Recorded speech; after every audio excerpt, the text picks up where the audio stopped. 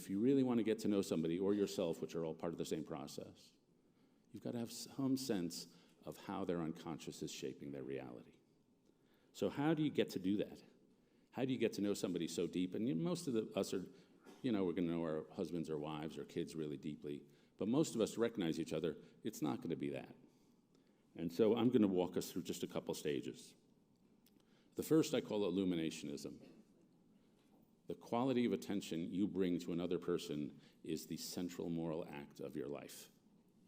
You can bring egotistical attention, which you're not thinking about them, you're thinking about themselves. Or you can bring detached scientific attention. But some people beam at you with sort of a caring respect. And when you meet them, they just make you feel warm. I'm going to name drop for a second because it's what I do. So I've been interviewed twice by Oprah. And I can tell you when Oprah looks at you, there's a reason she's Oprah. You feel like you're a flower who just wants to blossom in the sun. And that's a quality of attention she brings. And I think we all know somebody like that. And it's a quality of attention that whether you're religious or not, I think there are two religious concepts that help you beam that right quality of attention. And the first concept is the concept of a soul. That in each human being, there's a piece of them that has no size, weight, color, or shape, but gives them infinite value and dignity. And if you treat the guy at the counter, the guy driving you around the golf course, the girl you're getting drunk with in a bar, as if they have an immeasurably important soul, you'll probably end up treating them well. The second concept is made in the image of God. God is a creator, and each of us are creators. And if you treat somebody as the image of God within them, you'll show them the level of respect and deference which each person deserves. And so first is the quality of attention. The second stage is the quality, I call it accompaniment, though that's not my term, that's Pope Francis loves this term. And this is the way you walk with somebody. When I was a kid, I really liked this naturalist named Loren Eiseley. And he was out by the Platte River in Nebraska. If anybody knows anything about the Platte River, they say it's a mile wide and an inch deep. Loren Eiseley couldn't swim, but he thought, I'm going to float in the river. And he just lay back, started floating down the river. And he could feel like the cold parts from coming down from the north. He could feel where it was flowing into the Gulf of Mexico. He sort of felt the fish around him. He said, I wanted to feel what it was like to be a river. And he wasn't swimming the river. He wasn't forcing the river. He wasn't treading in the river. He wasn't resisting the river. He was just accompanying the river on its journey. And there are some people who accompany you on your journey. It's sort of an other-centered way of paying attention. I have a friend, maybe a long-time Aspen Ideas Festival goers. I have a friend named David Bradley who has a phrase called coming in under. And he's always like, how can I be of help? And in the normal course of daily events, we're not doing deep conversation. We're just, picking up the kids, doing the shopping, hanging out. And accompaniment is just an other-centered way of paying attention and traveling with a person. We think of accompaniment most in music.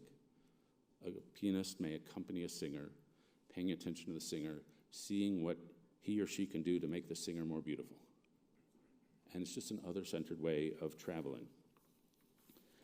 That gets to the third stage of the skill of getting to know one, which is conversation.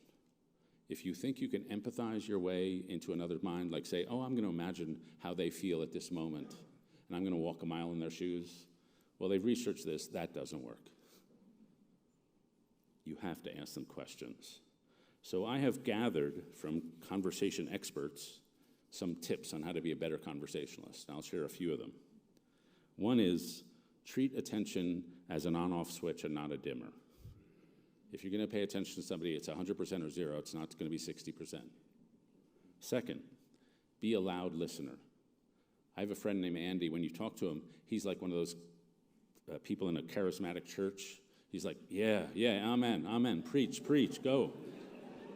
I just love talking to that guy. He's a loud listener. Third, make them authors, not witnesses. When people tell you stories, they don't go into enough detail. And so if you ask for the details, where was your boss standing where he said that? Then you get the real rich granularity in the narrative, and you understand them better, they explain themselves better. The next one is do the looping. When somebody says something you're unclear about, try to paraphrase it back to them. You'll be amazed how often you are wrong. We tend to listen poorly, and so you got to paraphrase and clarify. Keep the gem statement at the center. Whenever you disagree with somebody, there's usually something deep down that you actually agree upon. If my brother and I are disagreeing about our health care for our dad, we both care about what's best for the dad. And if you keep the gem statement in the center, you can save a lot of relationships in the midst of conflict. Don't fear the pause. As I'm talking in a conversational gambit, say my comment starts on my shoulder and ends at my fingertips. At what point have you stopped listening so you can start to think of what you're going to say? Probably about here. And that's a problem because the part of your brain that thinks of what's going to say is the same part of the brain that does listening. So let the person finish and then pause and show them you're listening and then respond. So don't fear the pause. The most important conversational skill is learning to ask good questions. In any conversation, the quality of the conversation is going to be determined by the quality of the questions. And I had dinner with a friend of mine who I only see like once every 2 years. But we just had dinner in California, and he said, he's like 75. He's like, what should I do with the remainder of my life? And we started talking about what we want to do with the remainders of our lives. It was just a great conversation. And so kids are phenomenal at asking questions. So I have a friend named Niobe Way who was teaching 8th grade boys how to do journalistic interviews. And she said, I'll sit at the front of the room. You ask me whatever question you want, I'll answer it.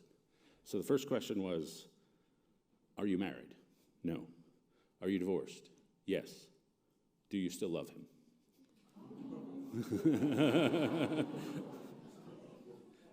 So the answer was yes.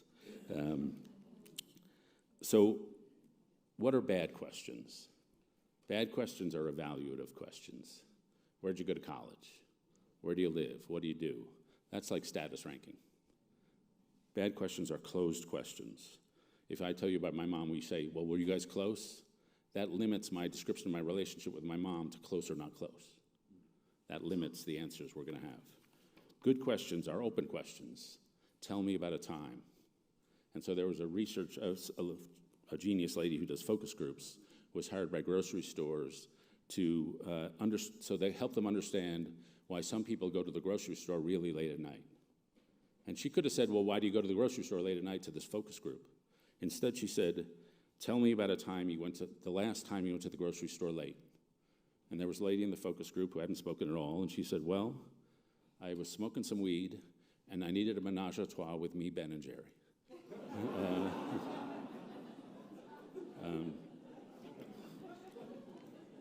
And so some questions are introductory questions at Weave when we have events. Sometimes it's, tell me about how you got your name. People start talking about their families. Tell me about a time you feel the real sense of belonging. People love to do that. When you get to know someone, the questions I love most are higher vantage questions that lift people out of their daily grind experience, and they see themselves from 30,000 feet. So these are things that are like, what crossroads are you at? Most of us are at a crossroad at one point in our life, but we don't think about it. Like, we've got to step back. What crossroads am I at? What problem did you used to have that you now have licked? What would you do if you weren't afraid? I had a guy who was being interviewed for a job. At the end of the interview, he went to the interviewer and said, what would you do if you weren't afraid? And the lady started crying because she wouldn't be doing HR at that company. And I asked my students at Yale, what would you do if you weren't afraid? And privately, about 5% of my students say, if I wasn't afraid, I'd leave Yale. It's not the right school for me. But I need the prestige. So other questions. If we met a year from now, what would we be celebrating? If the next 5 years is a chapter in your life, what's this chapter about? I always tell college students, don't think, what am I going to do with my life? That's too big a question. Just think, what am I going to do in the next 5 years? Divide your life into chapters. Peter Block, who's a great writer about community, has a bunch of questions that I admire. What is the no or refusal you keep postponing? What have you said yes to that you no longer really believe in? What forgiveness are you withholding? And so these are just great questions. And they are how you get to know somebody. And to me, this is the essential moral act. And not only the essential moral act, but the essential patriotic act. And I will say that aside from the honor you do somebody by paying real attention to them, getting to know them, it can feel incredibly delicious. I go around asking people, tell me about a time you feel seen. And they remember these moments, often with teachers or mentors. They remember them as great moments in their lives.